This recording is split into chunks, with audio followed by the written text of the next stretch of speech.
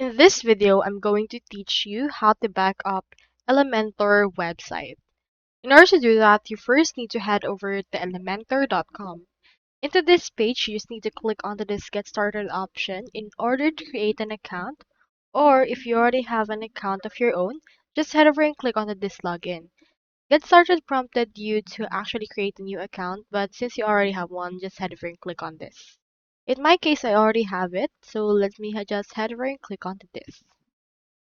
Now in here, this is actually the dashboard of Elementor. As of right now, it's loading, so you can just wait for that. You can also head over to my.elementor.com in order to load your actual dashboard. And from in there, you can just click onto this websites option in order to see in here all of the websites that you currently have on Elementor. Now you can see right here that I already have one, and this is actually connected to my WordPress as stated right here by our actual name. Now, in order to back it up, Elementor hosting subscriptions include daily automatic backups. But what will happen if your actual website is connected to WordPress or WooCommerce and not Elementor hosting? So what you can do is you can head over and then locate in here the actions for the three dots. We have in here the more action. We can see in here that we can create temporary credentials. Now in this case, since it's actually connected to WordPress, we need to head over to our WordPress dashboard from there. And then from in here, just locate the Elementor. Head over and click on this.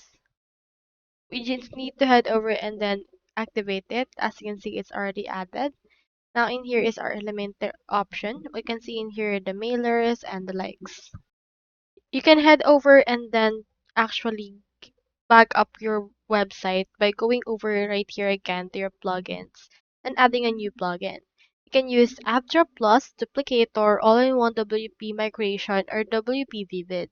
On my case, let me head over and then just use the All-in-One. Search in here for All-in-One. Click onto the search bar. And then from in there, you should be able to see in here some options. Here it is right here. Head over and click on this.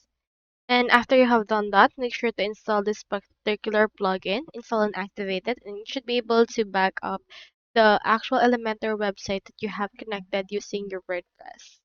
So that's all there is today, and I hope this video helped you out.